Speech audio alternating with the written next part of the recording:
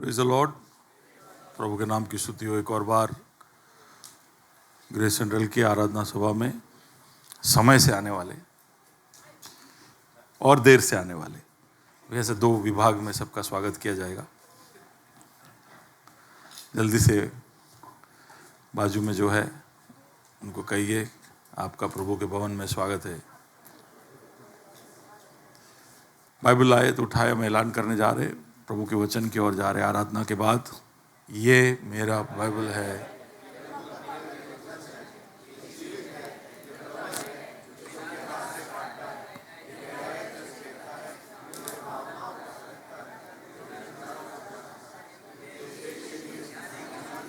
सुधारने के लिए, शिक्षा के लिए लाभदायक है। ये मेरे वार का ये बताता है कि मैं क्या हूं।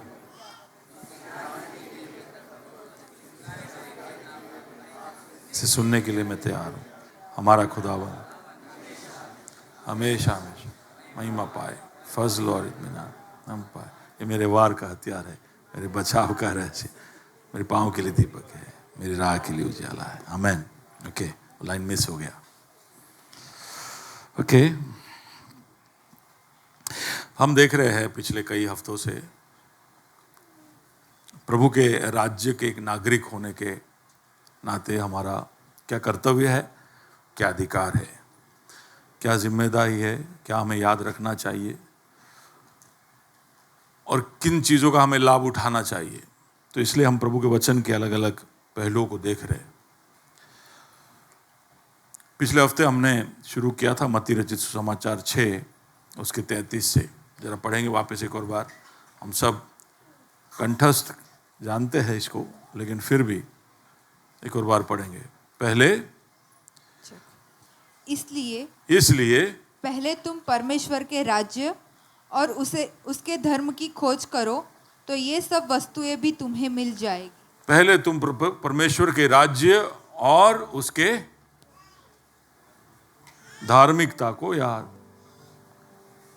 गुजराती में कहते हैं न्यायीपना, राज्य और धार्मिकता का आप खोज करोगे तो ये सारी बातें तुम्हें, Bhumi please, I need the words, या तो सारी बातें, राज्य और धर्म की खोज करो तो ये सब वस्तुएं भी तुम्हें मिल जाएगी। ठीक है ना, मैं शब्द मिस करना नहीं चाहता था, इसलिए ये सब वस्तुएं तुम्हें मिल जाएगी। तो ये कौन सी वस्तुएं है? तो उसका 32 जब हम पढ़े वर्स 32, या क्योंकि अन्य जातीय इन सब वस्तुओं की खोज में रहते हैं, हाँ, परंतु तुम्हारा स्वर्गीय पिता जानता है कि तुम्हें इन सब वस्तुओं की आवश्यकता है। हेलो, अन्य जातियां यानी कि जो प्रभु को नहीं जानते हैं, उन लोगों का जीवन का मुख्य ध्येय होता है कुछ चीजों के पीछे लगे रहना, क्योंकि उनको पता है कि अगर वो नहीं लगे रहेंगे, वो नहीं खोजेंगे, वो नहीं मेहनत करेंगे, तो उन्हें वो चीजें नहीं मिलेगी। तो ये कौन सी चीजें हैं? तो और ऊपर जाएंगे तो आपको पता चलेगा, वहां पर 3 चीजों का खास करके यीशु वर्णन कर रहा है कि what will you eat, what will you drink, what will you wear. क्या खाओगे, क्या पियोगे और क्या पहनोगे। ये एक व्यक्ति के जीवन में उस समय के मुख्य खोज होते थे। अभी तो हम और भी कॉम्प्लेक्स हो गए हैं, अभी हमें ये सबसे नहीं चलता, अभी हम और भी चीज़ों को इस लिस्ट में ऐड कर दी है। लेकिन अन्य जातियां इन सब, तो उसमें मैं समझता हूं कि वो लिस्ट अगर आज के समय में बड़ा हो गया है तो प्रभु आज भी वही सब चीज़ों को लेकर बोलेगा और कहेगा कि अन्य जाति के लोग इन सब चीज़ों की खोज में रहते और उनको रहना पड़ता है, क्योंकि उनका कोई पिता नहीं जो उनका ध्यान रखेगा। तो इसलिए वो हर तरह की कोशिश करेंगे इन चीज़ों को हासिल करने के लिए। लेकिन तुम्हें उनके जैसा, बाजू वाले को कहिए, नहीं होना है। किसके जैसा नहीं होना है? अन्य जाति के जैसे। ये आपके जीवन का मुख्य खोज नहीं हो सकता। This cannot be your first pursuit. वहां पर ऐसा लिखा है, क्योंकि तुम्हारा पिता Please in the mic. Bhumi, when I'm looking at you, please read that. I need your help. Yeah. Verse 32. क्योंकि अन्य जातीय इन सब वस्तुओं की खोज में रहते हैं, परंतु तुम्हारा स्वर्गीय पिता जानता है कि तुम्हें इन सब वस्तुओं की आवश्यकता है। तुम्हारा स्वर्गीय पिता जानता है कि तुमको इन सब चीजों की। जब मरुस्थल में से वो जा रहे थे 40 साल, तो स्वर्गीय पिता जानता था कि इन्हें खाना रोज चाहिए, तो क्या किया?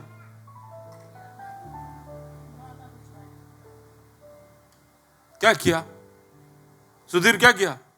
अरे जोर से बोलिए ना। हाँ, मन्ना दिया ना। कब दिया? रोज दिया? जवाब दीजिए।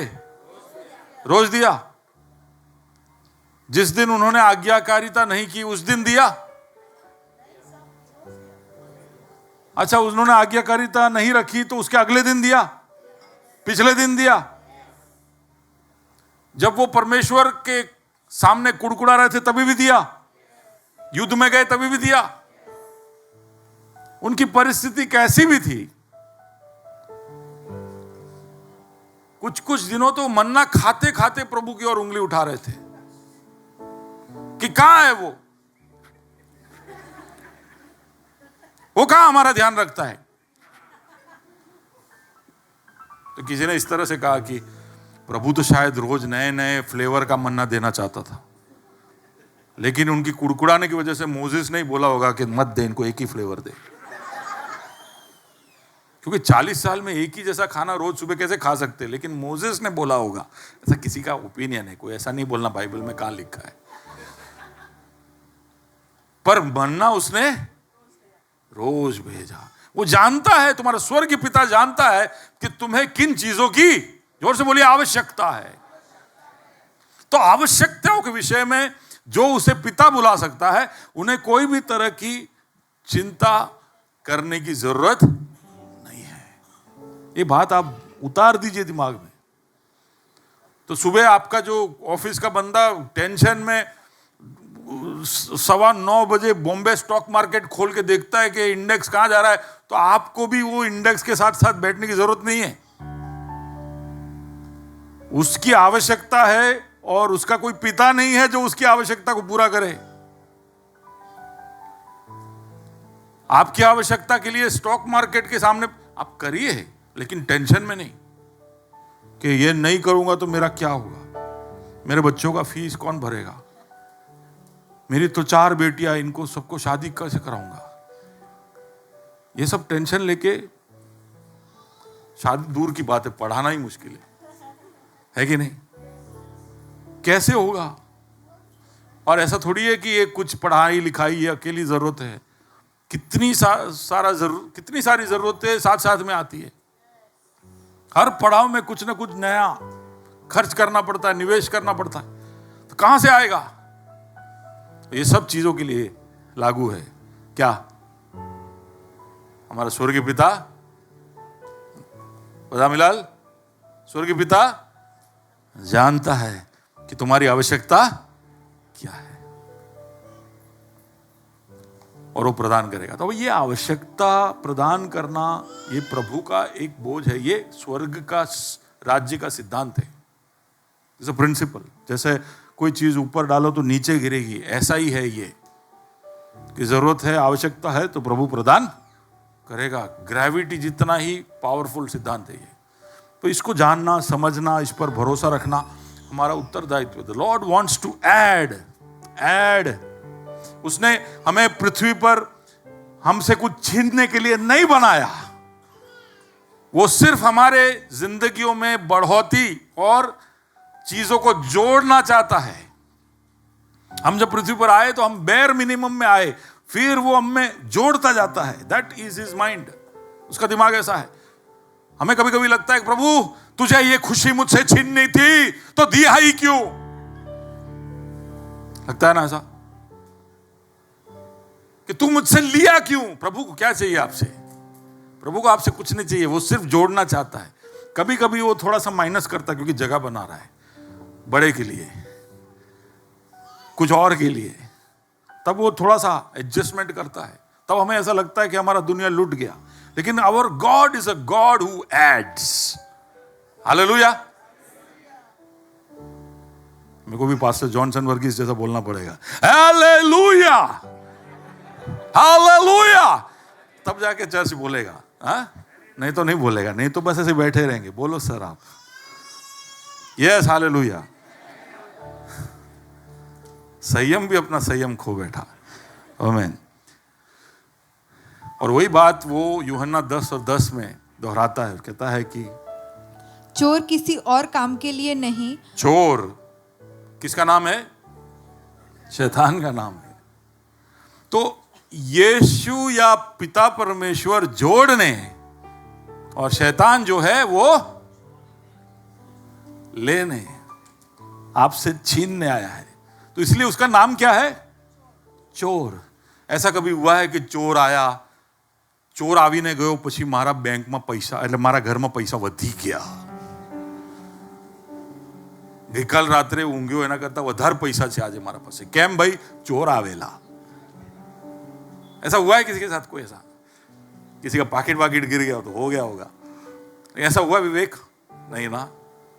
विक्की, ये गूगल पे लेके आप दुनिया भर में जाते हो, कहीं किसी ने ऐसा कहानी नहीं सुनाया कि भाई चोर के आने से हमारा बढ़ गया। नहीं होता है, उसका नाम ही है चोर। तो वो छीनने आता है। प्रभु का चरित्र है ही नहीं कि वो छीने, ये प्रभु का राज्य का सिद्धांत है। उसने कहा उसकी पहचान है। तो वो चोर आता है क्या करने? चोरी करने और घात करने और नष्ट करने को और आता है। नष्ट करने, खत्म करने आता है। वो ढाने आता है, वो घात करने आता है। लेकिन परंतु मैं इसलिए आया कि जीवन पाए, कि हाँ, कि वे जीवन पाए, कि वे जीवन पाए और बहुतायत से पाए, और बहुतायत से पाए, बहुतायत से पाए। ऐसा ऐसा लगना चाहिए कि अंबानी की शादी में गया तो अंबानी की शादी में गया, ऐसा लगना चाहिए। तो पता नहीं क्या, मैं तो गया नहीं, ना किसी को मिला जो गया, लेकिन सब सुनहरे कपड़े पहन के आए थे। थीम था शायद गोल्डन, शायद ऐसे ही था, गोल्डन। Anybody knows? हाँ, what was the theme? Nikhil, what was the theme? नहीं देखा, नॉट इंटरेस्टेड। कोई था इधर?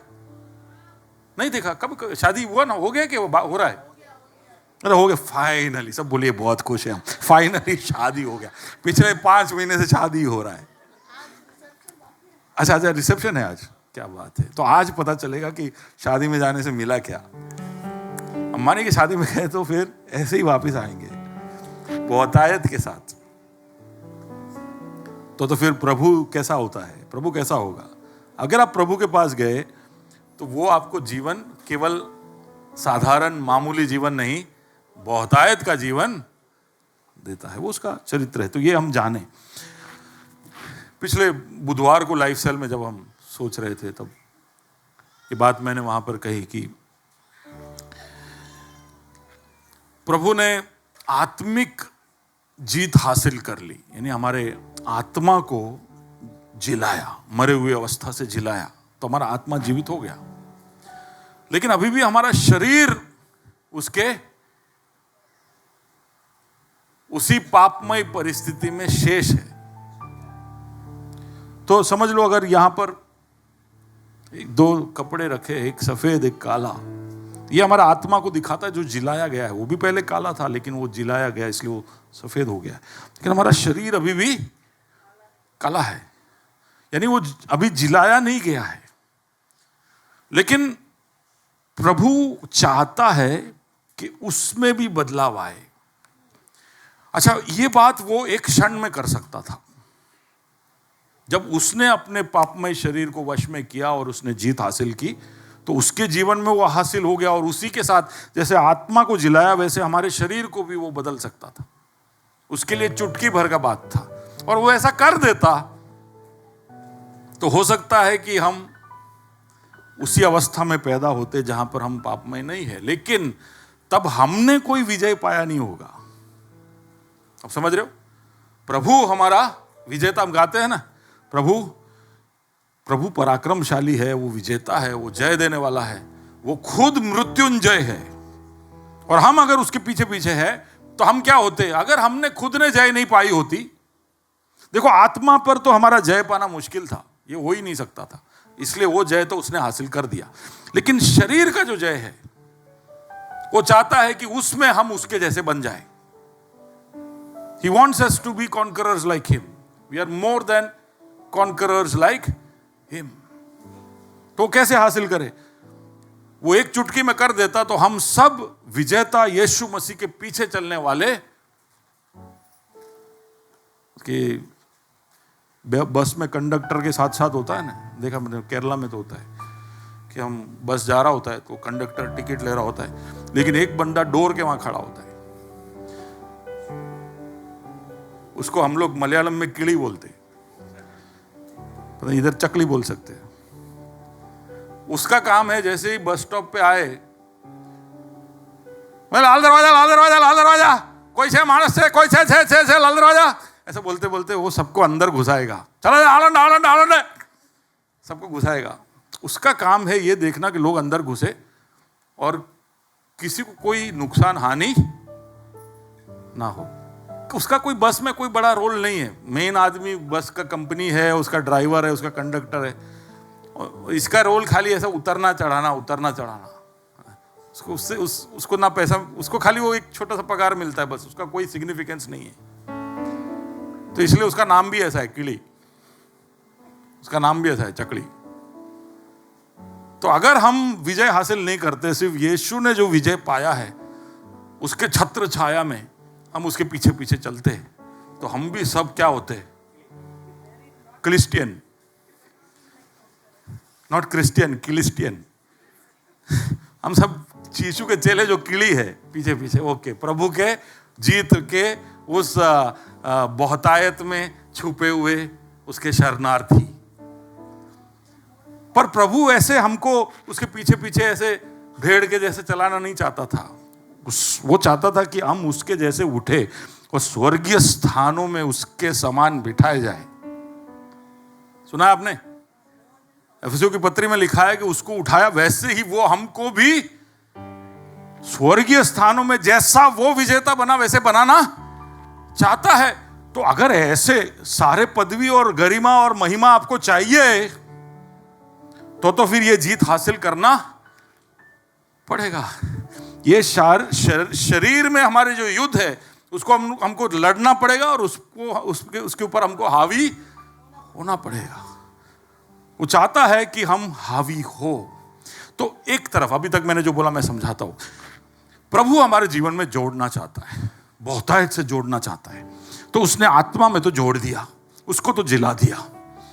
लेकिन अड़चन क्या है? ये शरीर है, हमारा पापमय प्रवृत्ति और हमारा स्वभाव है, वहां पर भी वो देना चाहता है। हमारे भौतिक संसार के इस जीविका में, जीवन में भी हमारे जीवन में वो जोड़ना चाहता है, लेकिन हम ही कई बार उसके लिए अड़चन बन जाते। तो वो चाहता है कि हम उसके साथ सहकार करें ताकि हमारे पृथ्वी पर के इस जीवन में भी हम उसके विजय का लाभ ले सकें और हम जीतते जाएं, ताकि ये काला जो है वो धीरे धीरे श्वेत होता जाए। और उसके लिए जानना जरूरी है कि प्रभु के राज्य के सिद्धांत क्या है, प्रभु के वचन में हमारे लिए क्या क्या प्रावधान रखे गए। तो आत्मिक जीत चुके हैं, शारीरिक जीत रहे, और ये राज्य के सिद्धांत, किंगडम माइंडसेट हमारा मदद करेगा। और इसमें हम देख रहे थे बीज और उसके दृष्टांत। So let's go ahead. उसके अंदर हमने देखा, बीज पूरा देख लिया, जंगली बीज देख रहे। जंगली बीज के अंदर हमने शुरू ही किया था, जंगली बीज कहाँ से आया? शैतान या शत्रु जंगली बीज लेकर आया। जहां पर प्रभु बीज बो रहा है वहां पर शत्रु आकर जंगली बीज बो रहा है। क्यों बो रहा है? क्योंकि उसको स्वामी से और उस बीज से सख्त नफरत है। प्रभु की योजना, स्वामी की योजना जो है उससे वो सख्त नफरत करता है और उसको वो रोकना चाहता है, लेकिन वो रोक नहीं पाएगा। आपके अंदर प्रभु ने जो कार्य किया है उसको वो खत्म कर नहीं पाएगा। हालेलुया। प्रभु आपके लिए जो भी करेगा उसमें वो रुकावट ला सकता है, उसको वो रोक नहीं सकता है। रुकावट का मतलब है कि अड़चने ला सकता है, कुछ स्टॉपेजेस, पर वो स्टॉप नहीं कर पाएगा, वो ऑब्स्टेकल्स लाएगा। पर हम उसके ऊपर हावी हो पाएंगे। और हर बार हम जीत कर आगे बढ़ सकते हैं। जीतते नहीं वो अलग बात है, क्योंकि वो पहले से हारा हुआ है। हालेलुया। ये जो बड़ा युद्ध है ना, उसका नतीजा आ चुका है, लेकिन छोटी छोटी लड़ाइयां हमको जीतनी है। ठीक है, तो वहां पे ही हमें ध्यान देना है कि हर छोटी लड़ाई को हम जीते, प्रभु के जैसे वो विजेता है, हम भी विजेता बन जाए। अब शैतान ऐसा क्यों करता है, ये भी हमने देखा। हमने मत्ती 16:18 में देखा कि शैतान हमसे नफरत इसलिए करता है क्योंकि प्रभु उसको हमको मेरी कलीसिया करके बुलाता है, हमको बांध रहा है, बना रहा है, और उसकी कोई भी ताकत, उसका कोई भी सामर्थ हम पर हावी नहीं होगा। तो इसलिए वो हमसे नफरत करता है। पिछले हफ्ते हमने देखा कि वो छुप कर बैठकर हम पर वार करता है, तीर भेजता है, अग्नि वाले तीर भेजता है, लेकिन हमारा विश्वास उस तीर को बुझा देता है। याद है ना, हमारा विश्वास, और ये छोटा विश्वास जैसा चीज उसके बड़े बड़े वार को रोक देता है, इसलिए उसको हमसे नफरत है। और वही नहीं, हमारे जो हथियार है लड़ाई के, वो सब देख कर भी वो हमसे नफरत करता है। आज हम आगे देख रहे हैं 1 पतरस 5वां अध्याय, उसका 8वां कलम। शत्रु क्यों हमसे नफरत करता है, क्यों हम पर बाहर होते हैं, क्यों हमारे जिंदगी में तरह तरह के अड़चन आते। प्रभु होने भी देता है क्योंकि वो चाहता है कि हम जयवंत बने। जैसे वो जीता वैसे हम भी जीते, हमारे ऊपर भी टैग लगे, हमारे ऊपर भी लेबल लगे, है ना, कि भाई ये जीते हैं। इसे ये सब अलग अलग युद्ध में लड़ने की वजह से और जीतने की वजह से ये सारे इसके ऊपर बैज लगे हुए हैं। ओके, 1 पीटर चैप्टर 5:8, ये भी बहुत सुपरिचित वाक्य है, लेकिन हम जरा देखें। सचेत हो और जागते रहो। जोर से बोलिए, सचेत हो। जोर से बोलिए, सचेत हो और जागते रहो।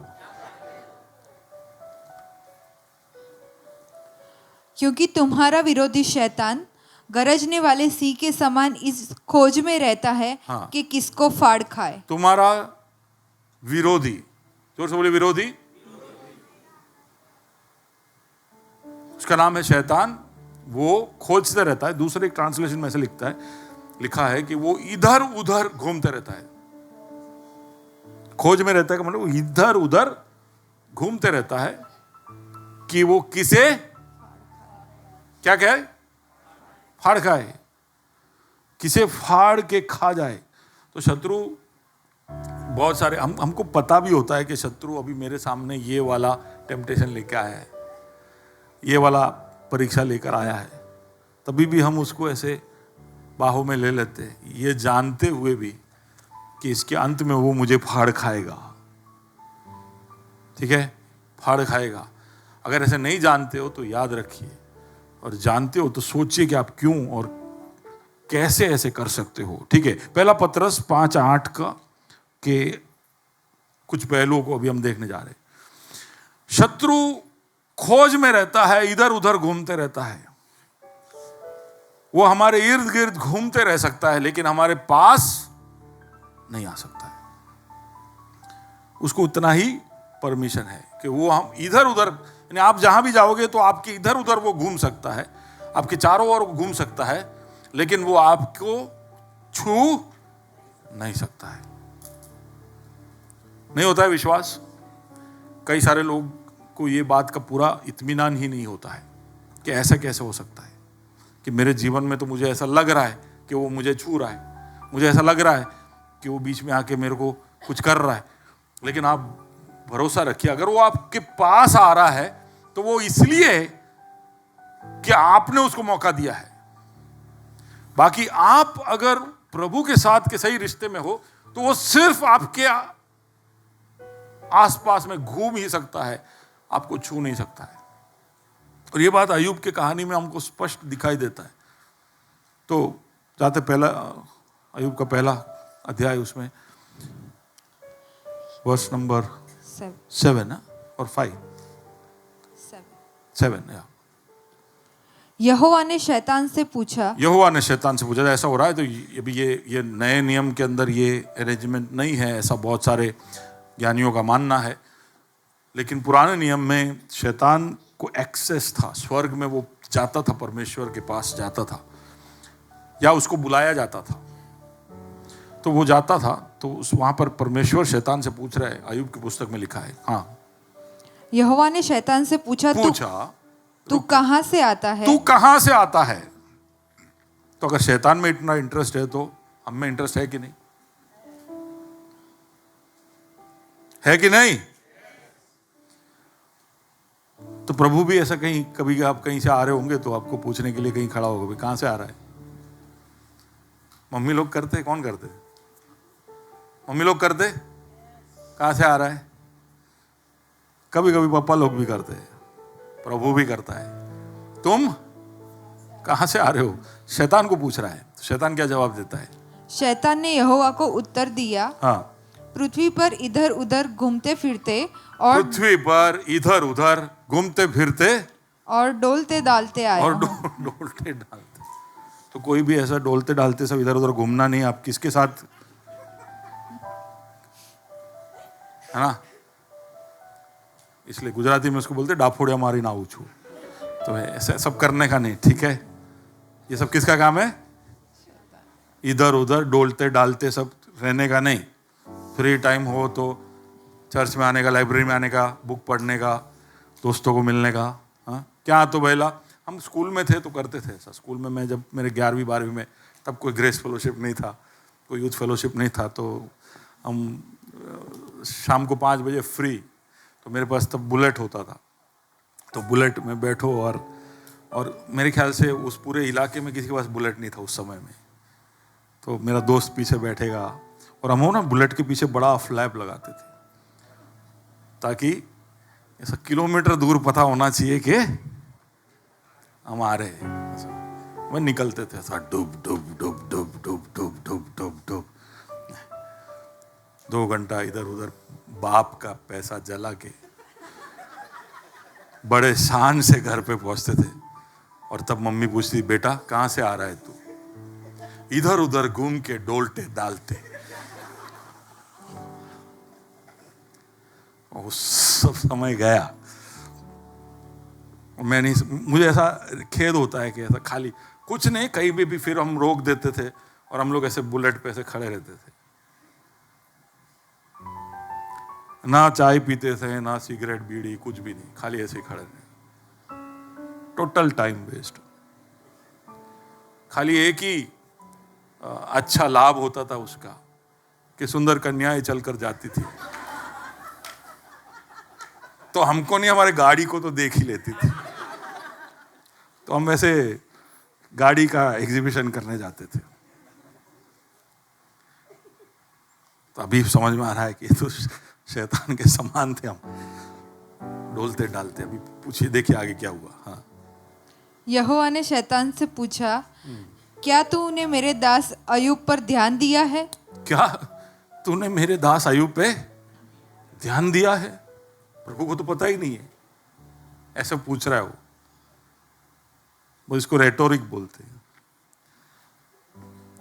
प्रभु को पता है कि ध्यान दिया है, लेकिन क्या दिया है ऐसे करके पूछता। तो शैतान क्या जवाब देता है? सिर्फ ध्यान नहीं दिया प्रभु, पूरा रिसर्च करके आया हूं। सिर्फ ध्यान नहीं दिया है, रिसर्च करके आया हूं। सुनो अभी उसका जवाब। एक सवाल पूछा और 5 सेंटेंस में जवाब आ रहा है। क्या आ रहा है? शैतान ने यहोवा को उत्तर दिया, हाँ। क्या अय्यूब परमेश्वर का भय बिना लाभ के मानता बिना है? लाभ के मानता है क्या वो? क्या तूने उसकी और उसके घर की और उसका जो कुछ उसका है, उसकी और उसके घर की और उसके जो भी है उसके चारों ओर बाड़ा नहीं बांधा? बाड़ा बांधा है तूने सब जगह। मैं घर के पास गया, बाड़ा। बकरी और ऊंट के पास गया, बाड़ा। उसके बच्चों के घर के पास गया, बाड़ा। उसके घर के पास गया, बाड़ा। उसके पास गया, बाड़ा। सब रिसर्च कर लिया उसने। इतना रिसर्च करने के लिए उसने बहुत अटेम्प्ट भी कर लिए। वो अटेम्प्ट ट्रंप पे हुए अटेम्प्ट जैसा नहीं था। ट्रंप पे अटेम्प्ट हुआ तो सिर्फ उसके कान पे लगा। शैतान का एम मिस नहीं होता है, ठीक है ना? वो कोशिश पूरा किया। लेकिन जब जब वो बड़े कमिटमेंट के साथ गया, वो अटैक इसलिए नहीं कर पाया क्योंकि प्रभु का बाड़ा बहुत ही बोली बाजू वाले को, बाड़ा बहुत सेफ है प्रभु का, मजबूत है, बहुत ही मजबूत है, शैतान उसमें कुछ नहीं कर सकता है। तो प्रभु का एक सुरक्षा हमारे चारों ओर है, ही प्रोटेक्ट्स अस, ठीक है। तो शैतान इधर उधर हमारे चारों ओर, पतरस भी बता रहा है कि इसका आदत अभी भी बदला नहीं है, वो अभी भी इधर उधर ही कर रहा है, अभी भी इधर उधर कर, शायद डालना डोलना उसका बंद हो गया क्योंकि क्रूज पर उसका सर कुचल दिया, तो अभी वो इधर उधर घूम रहा है। लेकिन उसका स्वभाव कैसे बताया है, कैसे? 1 पीटर 5:8, सचेत हो और जागते रहो, क्योंकि तुम्हारा विरोधी शैतान गरजने वाले सिंह के समान, गरजने वाले सिंह के समान आपके चारों ओर घूम रहा है। तो उसको नफरत है कि वो आपके इधर उधर ही घूम सकता है, आपको छू नहीं सकता है, इस कारण उसको नफरत है। तो वो जहां खड़ा है वहां से वो क्या कर रहा है, वहां से दहाड़ मारता है। सुनाई देता है उसका दहाड़ आपको? शैतान का दहाड़ सुनाई देता है? दहाड़ बहुत मारता है और सुनाई भी देता है, मैं बताता हूं कैसे। वैसे आप जंगल का नियम पढ़ोगे तो दहाड़ने वाला सिंह भूखा रहता है, ठीक है, क्योंकि जब वो शिकार करने निकलता है तो चुपचाप जाता है, वो दहाड़ते दहाड़ते कभी शिकार करने नहीं जाता है क्योंकि जानवर सब भाग जाएंगे।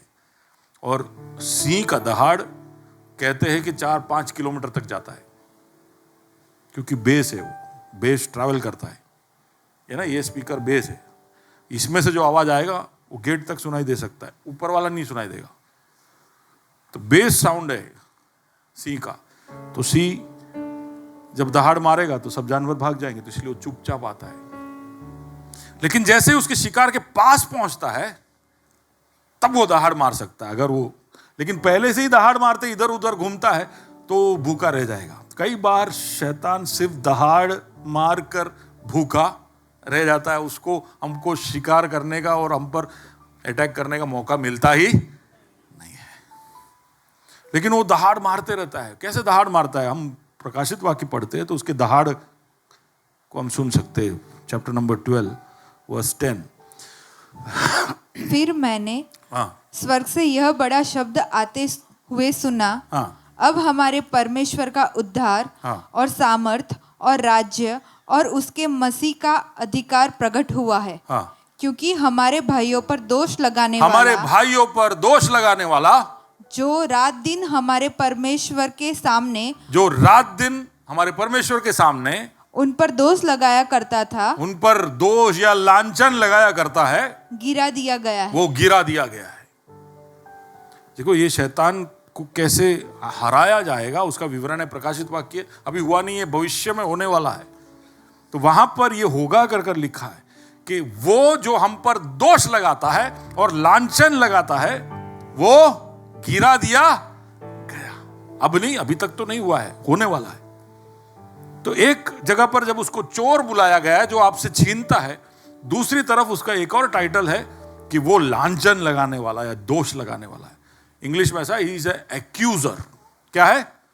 एक्यूजर। दोष लगाते रहते। तो उसका दहाड़ कैसे है? वो चिल्लाते रहता है, आपको छू नहीं सकता है तो वो दहाड़ करता है। उसका मतलब है कि वो दोष लगाते रहता है कि प्रभु क्यों छूने नहीं दे रहा, तो उसको क्यों उसका बाड़ा लगा, देखा नहीं क्या उसने सुबह क्या किया, देखा नहीं क्या दोपहर को क्या कर रहा, देखो रात को क्या कर रहा हूं। और वो प्रभु के सामने हमारे सारे दोष। लेकिन उसमें एक बात तो याद रखने की जरूरत है, प्रभु ने उसको एक और नाम बुलाया है कि वो झूठा है। क्या है? झूठा है। सुना है? झूठा और झूठों का बाप है। तो इसलिए वो पूरा सत्य बोलता नहीं है, उसमें वो मसाला छिड़क कर, नमक डालकर उसको और जायकेदार बनाकर प्रभु के सामने रखता है। उसका आदत है। तो वो कभी सच नहीं बोलेगा। तो आपने इतना भी किया होगा तो वो इतना बोलेगा, ठीक है, लेकिन बोलेगा। तो वो जो भी बोल रहा है प्रभु के सामने आपके बारे में, उसमें कुछ ना कुछ सच्चाई तो है। हेलो हेलो, आप लोग सब हमारे हैं, मैं भी, हमारे जीवनों के द्वारा, हमारे निर्णयों के द्वारा, बोलियों के द्वारा, कर्मों के द्वारा कुछ ना कुछ तो हम करते रहते हैं जिससे शैतान को मसाला मिले, और फिर उसमें वो और तड़का मारता है और प्रभु के सामने डालता है। तो भले वो गीदड़ है और या क्या बोलते हैं, भेड़िया है, और उसके जैसा आवाज आना चाहिए, लेकिन क्योंकि हमने कुछ गलत किया है और उसमें वो मसाला डालता है, तो उस भेड़िए का आवाज दहाड़ के जैसे सुने। तो आप समझ पा रहे हो क्या बोला? उसका आवाज, वैसे वो शेर है नहीं, शेर तो एक ही है, जंगल में शेर एक ही है। जया बहन, कौन है वो? यीशु है शेर, यहूदा का शेर है वो शेर है, ये दूसरा शेर है ही नहीं। पर वो भेड़िया है जो शेर के जैसे आता है, पर वो दहाड़ लगाता है। वो दहाड़ जैसा सुनाई इसलिए देता है क्योंकि हम थोड़ा बहुत उसको मदद कर लेते हैं। हमारे जीवन में कुछ ऐसी बातें होती है जिससे वो हमारे ऊपर उंगली उठा सके, लेकिन वो मसाला डालकर प्रभु के सामने डालता है। कैसे कैसे वो दोष लगाता है?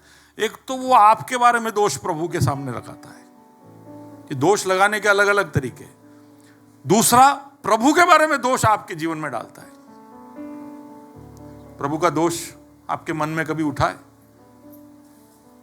हाँ, प्रभु के बारे में कभी आपने दोष सुना है, गलत सुना है आपके मन में? आगे ना सुना है, 100% सुना है। प्रभु तुमको प्यार नहीं करता, वो जियो भैया को ज्यादा प्यार करता है। प्रभु मेरी प्रार्थना नहीं सुनता है। हाँ, प्रभु को मुझसे कुछ तकलीफ है।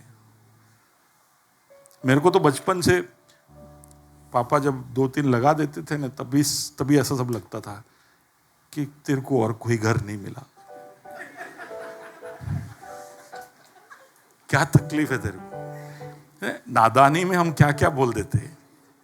आज मैं प्रभु बहुत सारे ऑप्शन दे तो भी मैं वही पप्पा को लूंगा, लेकिन बचपन में सोच आए थे। तो ये सब वहां से लेकर, उस नादानी में जो दोष हम प्रभु के सामने उठाते, वहां से लेकर आज तक भी हमारे परिस्थितियों में जब थोड़ा बहुत दर्द हमें होने लगता है तो तुरंत हमारे दिमाग में आवाज शुरू हो जाता है, बहुत निकल पड़ा था परिवार छोड़ के, समाज छोड़ के। हाँ हाँ, देख, अब देख, वो देखो समाज वाले सब, देखो कितना धंधे में आगे बढ़ गए, और देखो इनका कैसा हो गया, अभी तो वो 4 बार घूमने जाता है साल में। इसको देखो, इसके तुम्हारे पास 2 व्हीलर, उसके पास 2-2, 4-4 गाड़ियां हैं। होता है ना, ऐसा होता है। किसका दहाड़ है जो सुन रहे हो आप? शैतान का दहाड़ है जो हमें सुनाई देता है। वो इधर उधर घूमते रहता है। उसका मतलब वो आप उसको सुन सको इतने दूरी में वो खड़े रहता है, और उसका नाम है दोष लगाने वाला, लांछन लगाने वाला, और वो ये करते रहेगा। तो आपके बारे में दोष प्रभु के सामने रखेगा, प्रभु के बारे में दोष आपके सामने रखेगा, फिर आपके बारे में दोष वो किसी भाई के कान में भरेगा। यहां पर कोई है या आपके साथ जुड़े हुए, उनके कान में भरेगा, और उनके बारे में दोष आपके कान में भरेगा। इसका काम है तार जोड़ना, इधर से इधर, इधर से उधर। ऐसे है क्या लोग इधर जो उधर का इधर, हाँ आप आम थोड़ी जोड़ी दे, पछी उधर फोन करके इधर से ऐसा तीर जोड़ दे। कोई नहीं है ना इधर ऐसा, सास बहू सीरियल वाले कोई नहीं है ना इधर का उधर जोड़ने वाले। किसका स्वभाव है? सबसे खतरनाक लांछन जो वो लगाता है, वो हमें खुद के बारे में दोषी बनाता है। He accuses us to ourselves. बाकी सारे लांछन और दोष पर हम कई बार जय प्राप्त कर लेते, लेकिन ये वाला थोड़ा भारी पड़ जाता है कई लोगों के लिए, और खुद की नजरों में लोग गिर जाते हैं, और उसमें से उठकर आना कई बार मुश्किल होता है, और उस हालत में लोग डिप्रेशन में जाते हैं कि जब तुम खुद को ही दोष ठहराते रहते हो कि तुम्हारी परिस्थिति की वजह से, या तुम्हारे ही निर्णयों की वजह से, तुम्हारे हालत की वजह से, तुम्हारे साथ लोगों ने जो किया उसकी वजह से, कुछ भी हो सकता है। लेकिन तुम खुद को दोष देते बैठ गए अगर, तो वहां से उठना बहुत मुश्किल हो जाता है। तो वो आपसे नफरत करता है, इसलिए वो दहाड़ मारते रहेगा, वो थकता नहीं है। बाजू वाले को बोलिए, शैतान सोता नहीं, थकता नहीं, वो ऊँघता भी नहीं। यहां पर हमको वचन में, यहां पर ही नहीं कहीं जगह पर बार बार बोला गया है कि सचेत रहो, जागते रहो, सचेत रहो, जागते रहो। पर उसका मतलब यह है कि शैतान सचेत भी है और जागता भी है। उसका ध्यान इधर उधर भटकता नहीं, उसका पूरा वो सिंगल माइंडेड फोकस लेके आपके पास आता है या उसके एजेंट को भेजता है। हमको बोलना पड़ता है कि तुम सचेत हो जाओ और जाग जाओ। या लेकिन अगर ये प्रभु की विश्वास योग्यता है कि हम सचेत ना हो और जागते ना हो, तो भी कई बार शैतान हमको छू नहीं सकता है कि नहीं? मैंने अभी बोला, इजराइल के लोग मन्ना खाते खाते प्रभु के सामने उंगली उठाते थे, लेकिन फिर भी प्रभु ने उनको अगले दिन वापस मन्ना दिया। तो हम सचेत हैं या हम जागते हैं, इसकी वजह से हम प्रभु को ज्यादा इंप्रेस नहीं कर पाएंगे। वो हमारे प्रोटेक्शन के लिए। आप याद रखिए, ये शरीर के ऊपर विजय पाना है, जिसका स्वभाव अभी तक पूरी तरह से बदला नहीं है, बदलते जा रहा है अंश अंश करके, महिमा से महिमा की ओर। तो वो जब बदलाव हो रहा है, तो उसमें हम सफलता प्राप्त करें, इसके लिए प्रभु हमें अनुग्रह देता है। ओके। और इसलिए जब हम कुछ उस भेड़ के समान खो जाते हैं या उस सिक्के के समान खो जाते हैं, तो प्रभु आकर हमको ढूंढता है। प्रभु का दिल वो है कि हम खो गए तो भी वो आता है ढूंढने, हम सिक्के के समान खो गए तो भी आता है। अच्छा, हम उस उड़ाऊ पुत्र के समान भी खो जाए तो शायद वहां पर उस हालत में, क्योंकि तुम बगावत करके गए हो, तो शायद ढूंढता वो आता नहीं है, लेकिन वो राह देखता है। वो राह देखता है कि तुम आओगे, और जिस दिन जिस घड़ी तुम आओगे, उस दिन से वापस तुम्हारा वो स्थान तुम्हें वापस मिल जाएगा। ये उसका प्यार, ये उसका अनुग्रह और विश्वास योग्यता। पर वो दो शब्दों के ऊपर मैं गौर करना चाहता हूं आज बैठने से पहले, सचेत होना और जागना। ओके, सचेत होना और जागना। तो ये प्रभु ने वचन में लिखा है, तो शैतान जानता है कि हर विश्वासी को क्या होना चाहिए? सचेत होना चाहिए और जागते रहे। प्रभु गेत्सेमने की वाटिका में भी प्रार्थना करते करते चेलों को साथ में ले गया, तभी भी उनको ये बोला, जागते रहो और प्रार्थना करो, वॉच एंड प्रे। और बहुत सारे रेफरेंसेस है जहां पर आप देख पाओगे जहां पर हमें सचेत रहने के लिए कहा गया है। तो शैतान जानता है कि इनका प्रॉब्लम है कि ये सचेत रहते नहीं है, और इनको ऊंघ बहुत जल्दी आता है, नींद बहुत, थोड़ा सा एसी का टेम्परेचर डाउन कर तो सो जाएंगे। शैतान जानता है ये हमारा वीकनेस, यहां पर वो हमें गिरा दे, हमें सचेत रहने से अगर वो रोक सके, तो वो गरजने वाला, दहाड़ मारने वाला सी हम पर अटैक कर सकता है। और ऐसे ही हमको वो हमारे उस दो अवस्था में हमें हिला देता है। तो थोड़ा सा मैं ये सचेत होना यानी क्या, उसका मतलब क्या है? तो इंग्लिश में ऐसे लिखा है, बी सोबर। ठीक है, बी सोबर। सचेत है ना, बोलिए जोर से बोलिए, सोबर। सोबर सोबर नहीं समझे आप, लेकिन बहुत ही सरल भाषा में बोलूं तो अगर एक शराबी एक हफ्ते से शराब नहीं पिया तो वो सोबर है। ठीक है, क्योंकि वो शराब पिया हुआ होता है तो कैसा होता है? मदहोश होता है, नशे में होता है। लेकिन अगर उसने एक हफ्ते तक शराब नहीं पिया या महीने से शराब नहीं पिया, तो उसके बारे में कहा जाता है कि वो अब सोबर है, सचेत है। तो यानी होता क्या, हम उस शराबी के उस उदाहरण से ही समझे कि सचेत होना यानी क्या, एक शराबी का हालत क्या हो जाता है?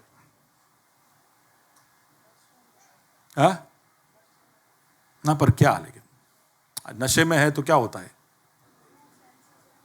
क्या वहां लिखा ही है ना, वहां लिखा ही है, आपको अगर दिख रहा है स्क्रीन पे तो, he is not in his full sense. उसको पूरा पूरा पता नहीं है कि क्या हो रहा है। वो जागा हुआ होगा, वो आपसे बात भी कर रहा होगा, आपके सवालों का जवाब भी दे रहा होगा, लेकिन वो पूर्ण रूप से, वो नींद में से कभी कभी उठ के आप किसी को सवाल पूछ लो, वो जवाब भी एकदम सही देंगे, फिर उनको बोलो बाबू सो जाओ। अगले दिन सुबह पूछो कि तुमने रात को ऐसा बोला था, तो बोले कब, कहां, कैसे, कौन था, हुआ ऐसा? आपके साथ हुआ है? अगले दिन सुबह बोलते ऐसा कुछ हुआ ही नहीं, तुम झूठ बोल रहे हो। वो मदहोश हालत है जहां पे तुम्हारा जो मन है वो पूरी तरह से जागा हुआ नहीं है, पूरी तरह से उस परिस्थिति के अंदर नहीं है, पूरा संज्ञान नहीं ले रहा है। तो शराबी का एक अवस्था यह है कि वो पूरे यानी वो दूसरे कोई चीज के भान में ही है, वो दूसरे कोई लत में ही है, दूसरे कोई नशा में ही है। अब शराबी हम है नहीं, लेकिन हम ऐसे लत में हो सकते हैं। नेबूकदनेस्सर के जैसे हम कभी कभी ताकत के नशे में हो सकते हैं। उसके साथ ऐसा हो गया था, वो ताकत का इतना नशा उसके सर पे चढ़ गया कि उसने अपने आप को खुदा बुला लिया। उसने अपने नाम की बड़े बड़ी मूर्तियां बनाई। दानियल की पुस्तक में उसकी कहानी हम देख सकते हैं कि उसके साथ क्या हुआ। वो जानवरों जैसा हालत उसका हो गया। 6 साल, was it 6 years or 7 years he was in the wilderness? 7. We can be drunk on wealth, जैसे सुलेमान के जैसे। सुलेमान अपने उस दौलत के नशे में अपने वर्चस्व को फैलाते गया। एक समय ऐसा आया कि उसको अब लड़ाई भी लड़ना नहीं पड़ा। लोग सामने से आके उसको राज्य दे के जाते थे, और सिर्फ राज्य दे के नहीं जाते थे, अपनी बेटियां भी दे के जाते थे। बोले कि अपनी बेटी को रख, कम से कम तेरे ससुर जी को तो अटैक तो नहीं करेगा। ये स्ट्रेटजी पहले से चलता आ रहा है, ससुर जी को अटैक नहीं करने का। और सुलेमान बड़ा दिल रख के, हाँ ससुर जी मैं अटैक नहीं करूंगा करके, कितने 700 बीवियां और 300 रखेल उसके घर में थे। तो हजार अभी उसका वेल्थ ही, उसके उस दौलत की वजह से, शिमशोन ताकत की वजह से। शिमशोन का ताकत ऐसा था कि वो अकेले हजारों को गिरा देता। एक बार तो उसके नशे में एक रात को वो एक शहर में गया, तो चारों तरफ से फिलिस्तियों ने उस शहर को घेर लिया कि भाई शिमशोन इस गांव में है तो हम इसको पकड़ते हैं। तो उसको रात को पता चला कि मुझे घेर लिया गया है, अब मैं ये शहर से बाहर नहीं निकल सकता। तो ऐसे ही वो चल के आके वो पूरा वो सिटी का गेट है 3 दरवाजा जैसा, उसको उसने ऐसा सर पे उठा लिया। सर पे उठा के वो पर्वत के ऊपर चढ़ गया। मैं स्टोरी नहीं बना रहा हूं, आप लोग ऐसे कैसे हो सकते आओ गए था। अरे मैं नहीं बोला, शहर पना सिंटेक्स का दरवाजा नहीं था वो, शहर पना, it was the gate of a city. उसको ऐसा लेके पीठ पे रख देता है वो पीठ पे रख के ऐसा तुरंत रख नहीं देता। अपने जो पहलवान लोग ऐसे करके फिर ऐसा रख के डाल देते हैं। उसके लिए उनको क्या मिलता है? Gold medal. सैमसन शहरपना को उठाया, इधर उधर देखा कोई आ तो नहीं रहा है, तो चल के पर्वत के ऊपर चढ़ा, टेकरे पे, इंक्लाइन में। आप समझते हैं ना, जो थोड़ा क्या बोलते हैं इसको, ना वो घर में चलते हैं जो, हाँ ट्रेडमिल। वो ट्रेडमिल सीधा चलते हैं, उसमें ही हमारी तो हालत हो जाती है। फिर उसमें 5-6 डिग्री का इंक्लाइन रख दो, फिर हम बोलते हैं कार्डियो करके आ रहा हूं। शिमशोन ने फाटक सर पे रख दिया और निकल पड़ा। ही वाज ड्रंक, उस नशे में था कि मेरे पास इतना ताकत, मैं कुछ भी कर सकता हूं। शाऊल अपने क्रोध के नशे में था। तो इतना क्रोध था उसको कि हम जानते हैं कि दाऊद को मारने के लिए वो महीनों महीने तक उसका पीछा करता रहा। मूसा क्रोध की वजह से उसने अपने वाचा के प्रदेश में जो एंट्री है उसको खो दिया। बिल्याम एक भविष्यवक्ता, उसको किस चीज का नशा था? लोभ, पैसे का, कैसे भी करके पैसे कमाना है, इजराइल के ऊपर श्राप बोल के भी कमाना है। तो ये सब अलग अलग नशा है जिसमें हम सचेत नहीं है, पूरे पूरे भान में नहीं है। क्यों भान में नहीं है? क्योंकि हम नतीजे के बारे में सोच नहीं रहे। तब उस समय में हमको खुशी मिल रही है, हम जो चाहते हो हमको मिल रहा है, लेकिन इसका अंजाम क्या होगा, 2 साल बाद, 5 साल बाद, 15 साल बाद क्या होगा, वो नहीं सोच रहे। तो अगर हम कॉन्सिक्वेंस सोचे बिना हम चीजों को करते तो हम सचेत नहीं है, हम नशे में है, उस चीज के नशे में है। पर हमको चाहिए, बस चाहिए, और उसमें हमें जो लाभ होता है हम सब उठा लेंगे। सोचते नहीं है, ठीक से ढंग से सोचते नहीं है। तो कुछ लोग हैं जो कुछ पाना है, कुछ छुपाना है करके, तो दाऊद और उराया का मैंने नाम लिखा है वहां पर, दाऊद और उराया। उराया कौन है जानते आप? देखो बाइबल पढ़ना, तो मैं कुछ कुछ चीजें यहां पे बोलूंगा तो आपको समझ में आएगा। किसको पता है उराया कौन है? नहीं, ये फ्रंट रो वाले नहीं बोलेंगे। उराया कौन है? उरिया, उरिया, और क्या बोलेंगे? नहीं मालूम? बादशिबा सुना है? बादशेबा सुना है नाम? सुना है? अच्छा, दाऊद ने एक बार पाप किया था, गलत काम किया था। उसने सामने वाली खिड़की में चांद के टुकड़े को देख लिया और फिर चांद के टुकड़े को घर पे बुलाया। फिर उसने व्यभिचार किया। फिर वो चांद का टुकड़ा प्रेग्नेंट हो गया। बोला अब उसको बच्चा आने वाला है। उसका पति घर पे नहीं, पति का नाम है, जिस दाऊद के बारे में हम बाइबल में बड़े ऊंचे ऊंचे गान गाते, उसकी कहानी है ये। अब उसको पता चल गया कि अब ये पेट से है, तो उरिया युद्ध में गया था, उरिया को वहां से बुला लेता है कि बुला वापिस आ। वहां पे उसके कमांडर जोआब को बोलता है कि भेज उरिया को वापस। उरिया वापस आता है, राजा मैं तो युद्ध कर रहा था, आपने मेरे को क्यों बुलाया? बोले क्या युद्ध वुद्ध कर रहा है, जा अपने पत्नी के पास। आइडिया लगा रहा था। इतना महापुरुष जिसने हमको इतने सारे भजन संहिता दिए, जिसका भजन संहिता पढ़ पढ़ के अभी तक हम थके नहीं, वो आइडिया लगा रहा है अपने पाप पे पर्दा डालने के लिए। ये बोलते सचेत ना होना, सोच नहीं रहा है क्या होगा। उरिया बोलता है ना ना युद्ध चल रहा है, तब मैं मेरे बीवी के पास थोड़ी जा सकता हूं। तो उसको शराब पिलाते, वो शराब पी के वहीं सो जाता है। दाऊद बोलते फंसी गया, ये घर पे आएगा पंगा करेगा। बोले यार मैं तो था नहीं, तू प्रेग्नेंट कैसे हो गई? तो फिर इसको बोलते जा तू वापस युद्ध करने जा। और यहां से मैसेज भेजता है युद्ध जहां सबसे ज्यादा घमासान हो वहां पर उरिया को भेजना, और उरिया को मरवा देता है। किसने? नशे में थोड़ा सा जो मदहोश हो गया, अब उसको बचाने में अब और भी पागल हो रहा है।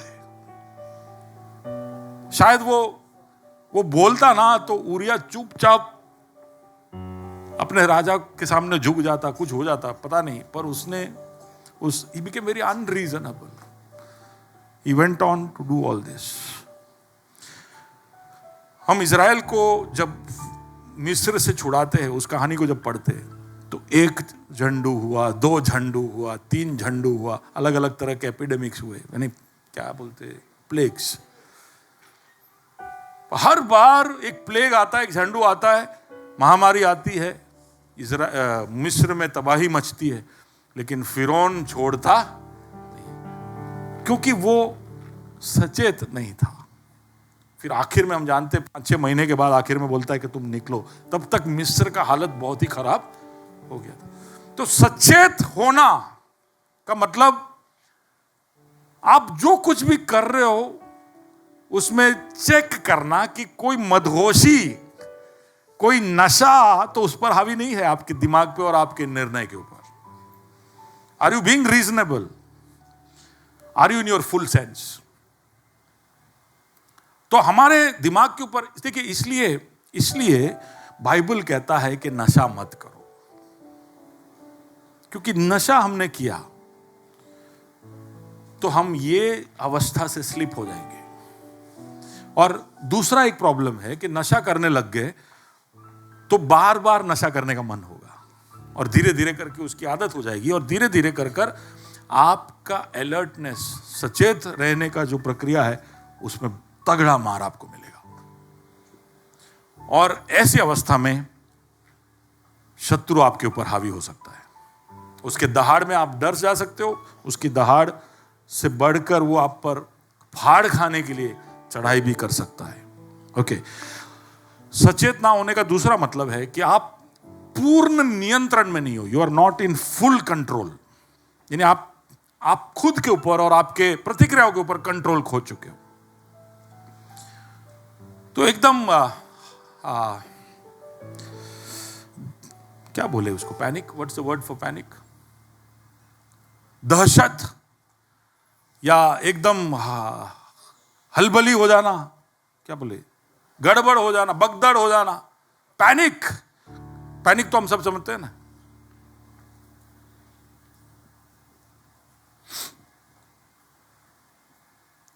तो दहाड़ जब शेर मारता है तो कई बार आखिरी जब पाउंस करने जाता है तो वो जानवर के सामने आके दहाड़ मारता है, तो उसकी दहाड़ को सुनकर जानवर पैनिक हो जाता है,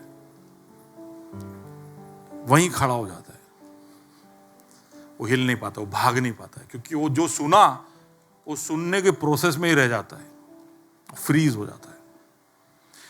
तो अपने पूर्ण नियंत्रण में नहीं है। तो अगर हमने हमारे ऊपर पूर्ण नियंत्रण खो लिया तो उसके लिए मैंने एक एग्जांपल लिया है। ये दूसरे सामुएल उसके 23वें अध्याय के अंदर है, 2 Samuel chapter 23। वहां पर दाऊद के 30 शूरवीर के बारे में लिखा है। बहुत इंटरेस्टिंग है अगर आपको ये सब हिस्ट्री जानना पसंद है तो, कि यही दाऊद जो उरिया को भेज रहा है, वो दाऊद ने उससे पहले 30 शूरवीरों को तैयार किया था। उसमें से एक शूरवीर का नाम है शम्मा।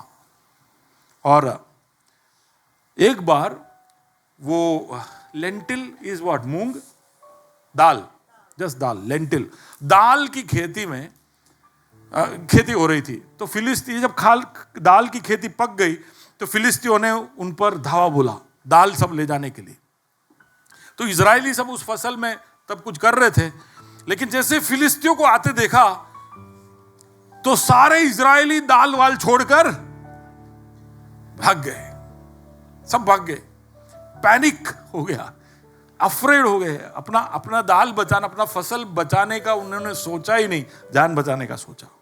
लेकिन उस वक्त पे शमा जो है, वहां पे ऐसे लिखा है कि वो वहां पर अपने खेत में खड़े रहकर वो सारे फिलिस्तियों को, जितना पूरा सेना को हरा देता है, ठीक है, वो अपने पूरे कंट्रोल में रहा। उसके पहले भी कुछ शूरवीरों का कहानी लिखा है, वो भी आप पढ़ लेना। लेकिन you stay your ground, cool रहो, कूल, बाजू वाले को बोलो कूल रहने का, सचेत होना या नहीं। You remain steady, you remain cool, you don't panic, you are not afraid. कुछ भी हो जाए, जस्ट स्टे कूल। क्योंकि वहां पर शोर करने से, आवाज करने से कुछ नहीं होगा। So if you are sober, you will be mature. उसका मतलब सेल्फ कंट्रोल ना खोना, यानी कोई नशे में भी नहीं आना। तो इसलिए तंबाकू, बीड़ी, सिगरेट ये सब चीज़ों को मना करते हैं, क्योंकि इसमें आप आपके पूरे सेंस में नहीं रहोगे। इसका आदत हो गया तो हमारे यहाँ वेल्डर लोग जो है ना, या जो धूप में बैठे बैठे काम करते हैं, वो हर 15 मिनट में ऐसे ही करेंगे। पॉकेट में स्टॉक होता ही है उनके, तो चूना निकालते ही है, ट्यूब लेके ही घूमते हैं, फिर वापस उसको ऐसे संभाल के। पहली बार जब मैं देखा मैं समझा नहीं, बोला यार टूथपेस्ट क्यों ना खोज तुम्हें, सफेद एकदम मस्त चूना है इसके, कहाँ रखते मेरे को मालूम नहीं है, ऐसा कुछ करते। मैं पूछो શું મજા આવે તમને, કે સાહેબ આના વગર કામ नहीं થાય, आज જોઈએ જ, जब मुश्किल काम है पूरा दिन बैठे रहने का, वेल्डिंग करते रहने का, ये होता है तो फिर क्या हमसे हो जाता है। हम थोड़ा नियंत्रण इसकी वजह से हमको मिल जाता है, पर नियंत्रण खो लिया है। उन्हें ऐसा लग रहा है कि वो नियंत्रण ला रहे हैं उसकी वजह से, लेकिन नियंत्रण खो रहे हैं। Let's go ahead. सचेत रहने का मतलब है कि single minded focus. Okay, single minded focus. तो कोई भी चीज को पूरी तरह से आप उसमें आपका पूरा मन लगा रहे हो, वो है। तो सबसे पहले शैतान जब आपको आपके होश उड़ाना चाहता है, तो उसको मालूम है कि आपके होश कैसे उड़ाने के। तो आपके जज्बात या आपकी परिस्थिति, आपका अहंकार, आपका गुस्सा, आपका लोभ, आपकी लालसाएं, ये सब आपके सर पे चढ़ जाती है, तो वो आपको हिला सकता है, आपको सचेत होने से रोक सकता है। दूसरा कि वो आपको ऐसा डरा देगा, घबरा देगा, या आपको ऐसे नशे की लत में डाल देगा कि आप आपके फुल कंट्रोल में नहीं और आप सचेत नहीं हो। तीसरा जो तकनीक वो अपनाता वो है कि वो आपका सिंगल माइंडेड फोकस, कोई भी चीज में आप पूरी तरह से मन लगाओ, उससे आपको वो हिला देता है। तो कोई भी चीज में आपको मन लगाने नहीं देगा, वो आपको 10 चीजें देता रहेगा, वो आपको बिजी रखेगा, काम पे काम, काम पे काम, लोड, ये वो, ऐसे आपके हाथ पैर फैला देगा कि आप सब जगह पहुंच ही नहीं पा रहे हो। और जब आदमी इतने सारे चीजों में एक साथ बिजी होता है तो वो सचेत नहीं हो सकता है। He cannot be sober। तो हम सोचते हैं कि हम कई बार बहुत काम बढ़ गया, बिजी है, ये है वो है, लेकिन उसमें वी हैव टू थिंक कि is that good busy, bad busy. वो बिजीनेस हमको हमारे सचेत अवस्था से, सोबर अवस्था से भटका रहा है, क्या हमको शैतान का शिकार वो हमको बना रहा है? तो हमारा बिजनेस में हम कई बार क्या क्या चीजों का बलिदान करते हैं। बिजी हो जाते हैं तो बलिदान किस चीज का होता है? ये जीवन, हाँ, बिजी हो जाते तो स्लीप का बलिदान होता है। ओके, फिर तो अच्छी बात है, सोना जरूरी है। Time spend with God. Anshita, एक मिनट, हाँ, किसको? फैमिली को इंपॉर्टेंस नहीं दे पाते। यस,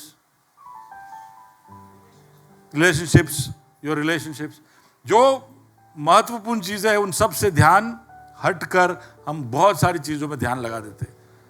और ऐसी अवस्था में तुम सचेत नहीं हो सकते, क्योंकि तुमने अगर जहां ध्यान देना वहां ध्यान नहीं दिया है, तो वो जो ज्ञान है कि मैंने, फॉर एग्जाम्पल आपको कुछ, फॉर एग्जाम्पल मैं मेरी बात करता हूँ। अगर मुझे पता है कि रविवार को मुझे यहाँ प्रचार करना है और गुरुवार से लेकर मेरे मन में ऐसा है कि तैयारी नहीं हुआ, शुक्रवार को मैं आ रहा हूँ, तैयारी नहीं हुआ है, सैटरडे को मैं आता हूँ, तैयारी नहीं हुआ है, आपको पता है मेरे दिमाग में सबसे ज़्यादा कौन सा सोच रहेगा?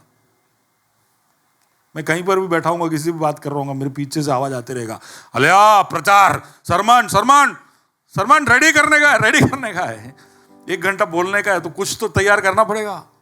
तो वो सोच मुझ पे हावी हो जाता है, तो मैं और कहीं भी रहूँगा तो मैं जितना अलर्ट होना चाहिए नहीं रह पाऊँगा, मैं सचेत नहीं रह पाऊँगा। तो अगर आप थिन हो गए तो थिन में बहुत काम करते होंगे, आप बहुत बिजी होंगे, लेकिन जरूरी नहीं है कि उससे आपका फायदा हो रहा है। आप अगर सचेत नहीं रह पाते हो तो वो आपके ऊपर भारी होने वाला है। So the devil knows that he needs to keep you busy, और इसलिए उसके एजेंट लोग इधर उधर से फोन भी करते रहेंगे तुम्हारा टाइम किसी के लिए, समझ रहे हो? And the next thing is he keeps you occupied, यानी जब आप बिजी नहीं हो तो आपको व्यस्त रखता है। अब वो बिजी नहीं है, बिजी अलग चीज है। बिजी में आप काम कर रहे हो, ये काम वो काम, ऐसा काम वैसा काम, लेकिन जब काम नहीं है तो क्या कर रहे हो? तभी भी आप व्यस्त हो। तो क्या कर रहे हो? कहाँ व्यस्त हो रहे? कहाँ व्यस्त हो रहे? कल ही हम यूथ ने सबने देखा, हम कहाँ व्यस्त थे? हाँ, लाइन बना रहे हवा में, व्यस्त थे हम। क्या कर रहा है भाई? अच्छा है, ऐसा वर्टिकल लाइन में मेरे को टेंशन नहीं, कोई ऐसा ऐसा करने लगे टेंशन हो जाता है। वर्टिकल लाइन, ठीक है, तो आपको ऑक्यूपाई कर दिया, वेस्ट कर दिया। कितना था? Can you tell me an average? Vivian, how much was your just grey window daily? 2 hours daily, एक एवरेज। आप सोचिए, मैं समझता हूं कि वो बहुत ही अच्छा लड़का है। 4-5 घंटे सोनल कर लेती है इतना? नहीं, आप नहीं। ओके।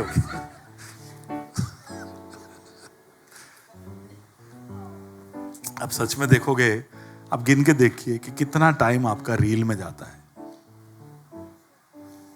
और हमको ऐसा लग रहा है कि बहुत ज्ञान बढ़ रहा है मेरा, दुनिया भर के लोगों का रील देख देख के।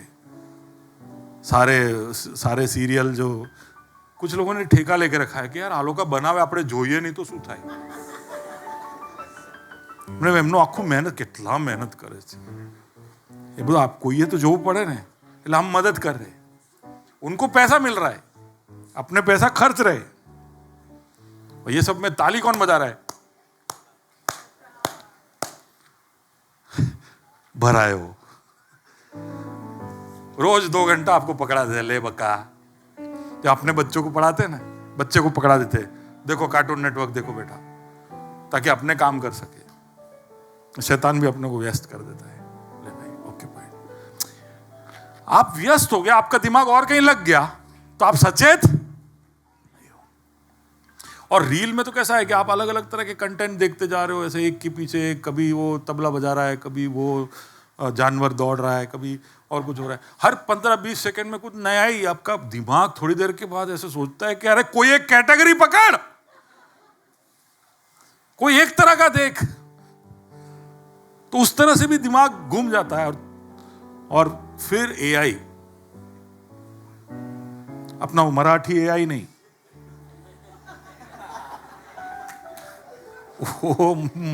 वो सिर्फ मोदी जी को मालूम है।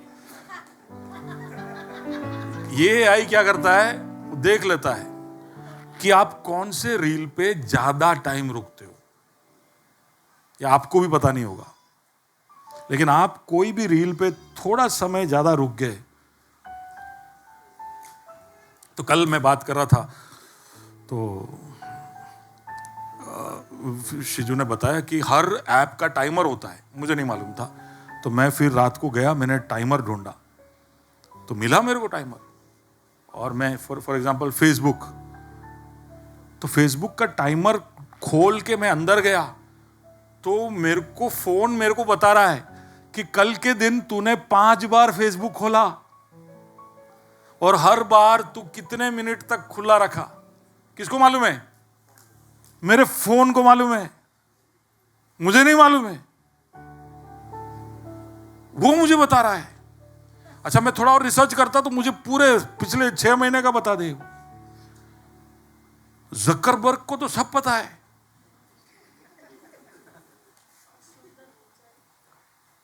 वो इंफॉर्मेशन लेके आपके सामने डालता है। उसको मालूम है कि आप कब कब कौन सा ऐप खोलते हो और कितनी देर बैठते हो। और कौन से रील पे आपका नजर अटकता है। और इसलिए एक ही तरह का रील आपने देख लिया तो आपने देखोगे कि बार बार वही भेज रहा है, वही भेज रहा है, और हम बकरी और मुर्गे की तरह आने दे। सचेत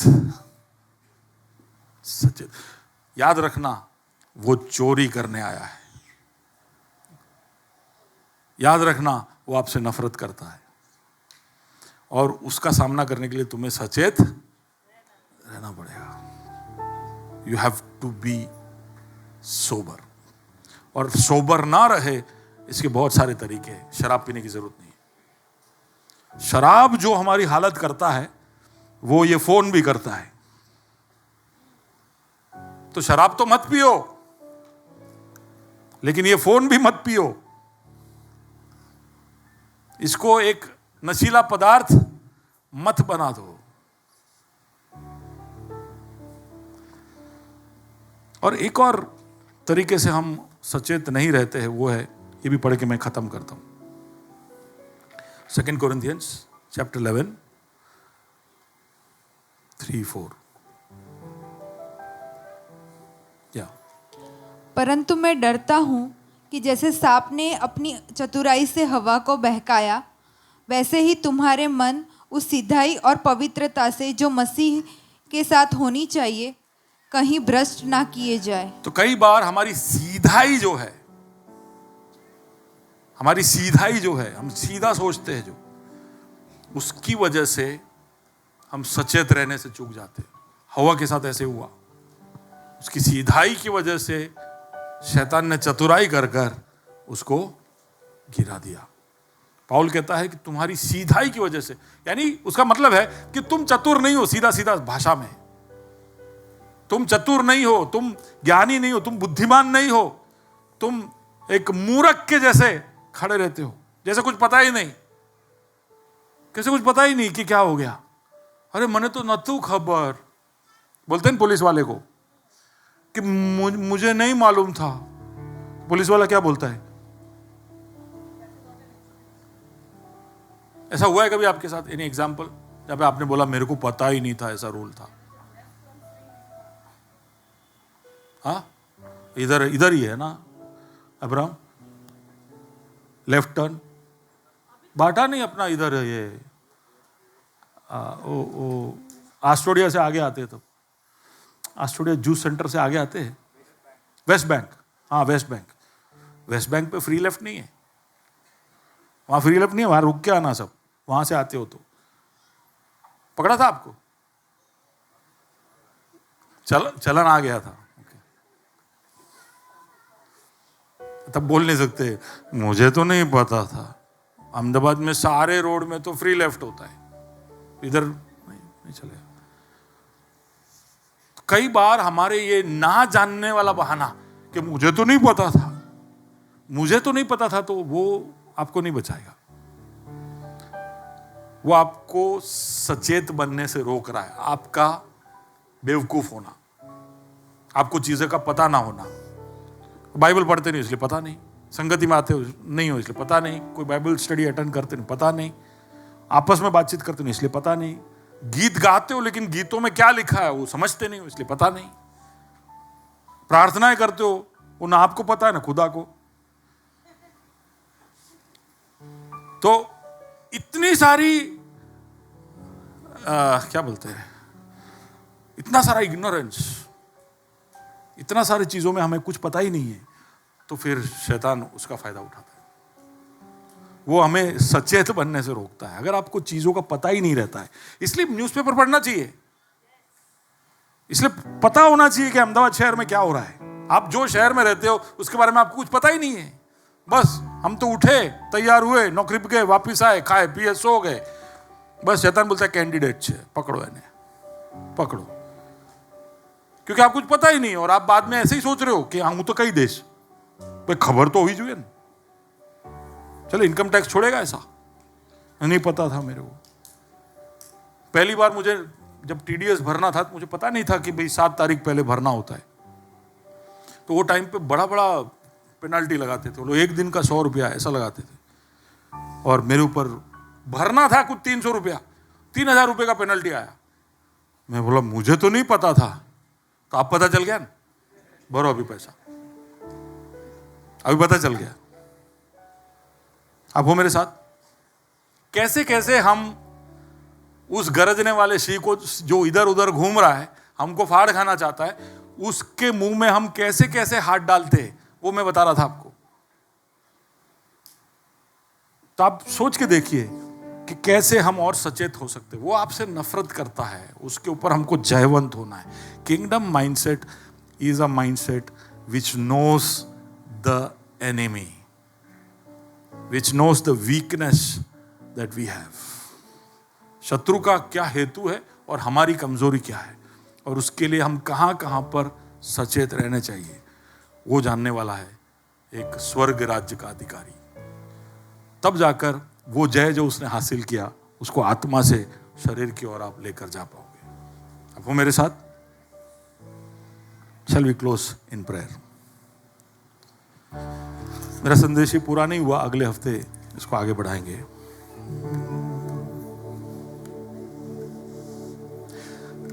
तेरी महिमा के बादल घेरे इस जगह को,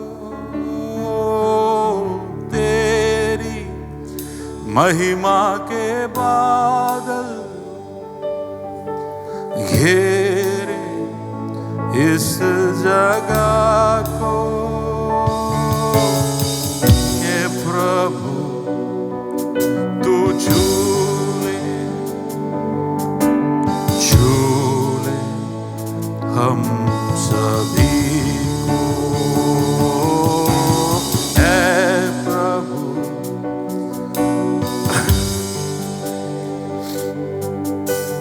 झूले हम सभी। तो स्थानों में खड़े हो जाए और गाए प्रभु को। हम कहे कि प्रभु तू हमको छू, तेरी महिमा के बादल तू हमारे ऊपर भेज। ओ तेरी महिमा के बादल घेरे इस जगह को, ओ तेरी महिमा के बादल घेरे इस जगह को। ऐ प्रभु तू झूले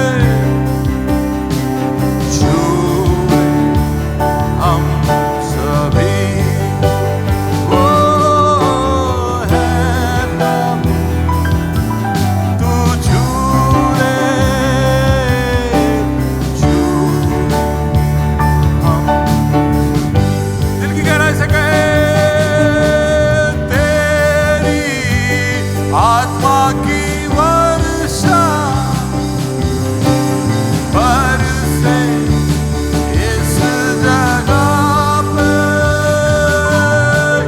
तेरी आत्मा की वर्षा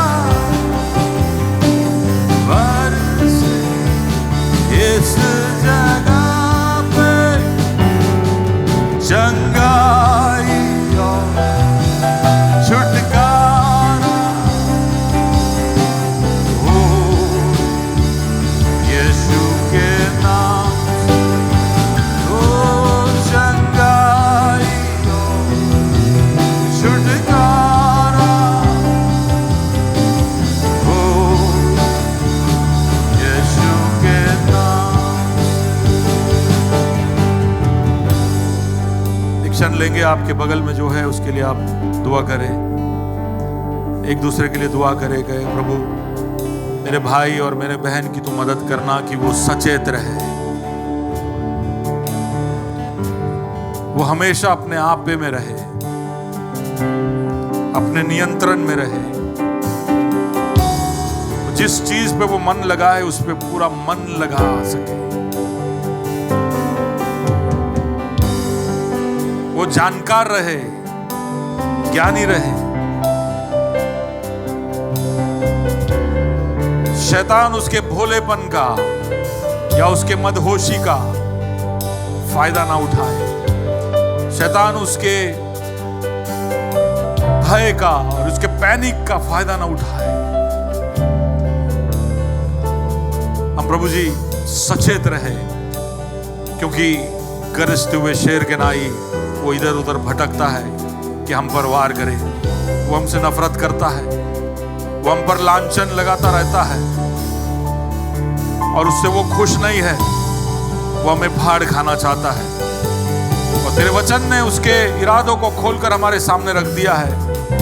वो इसलिए कि हम उस पर जीत चुके हैं और आगे भी जीतेंगे अगर हम अपने आप को तेरे सामने झुकाएंगे। प्रभु हमारी मदद करना।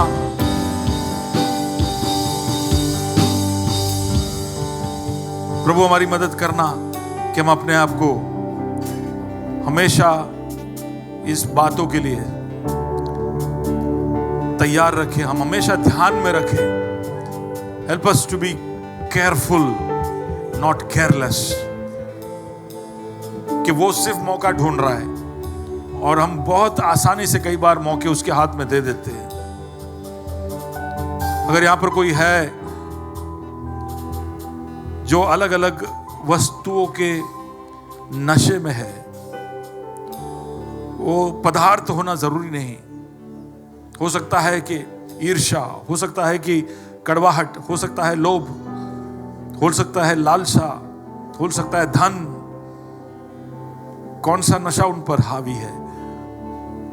कई बार उस नशे में हम प्रभु जी ढंग से सोच नहीं पाते। यहां पर कोई है जो घबराया हुआ है,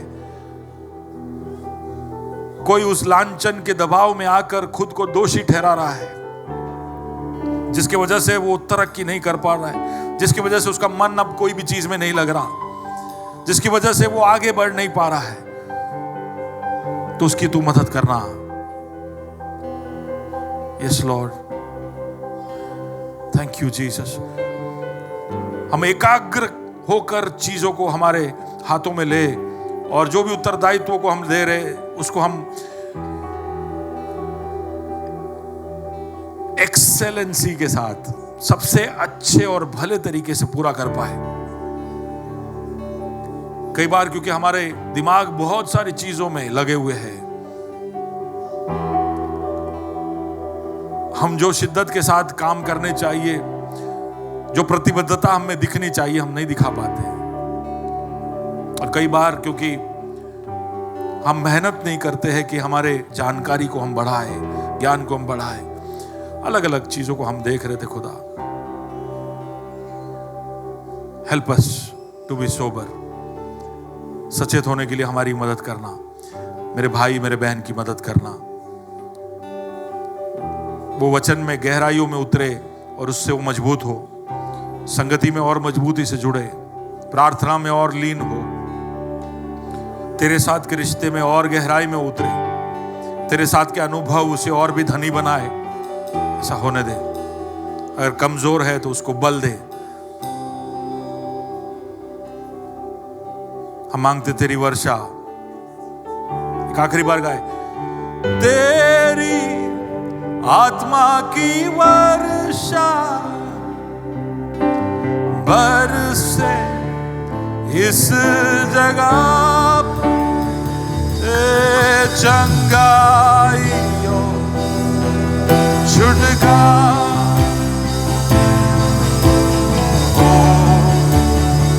यीशु के नाम छूले छूले छूले, हे प्रभु छूले हम सभी को। ओ हे प्रभु तू छूले छूले हम सभी।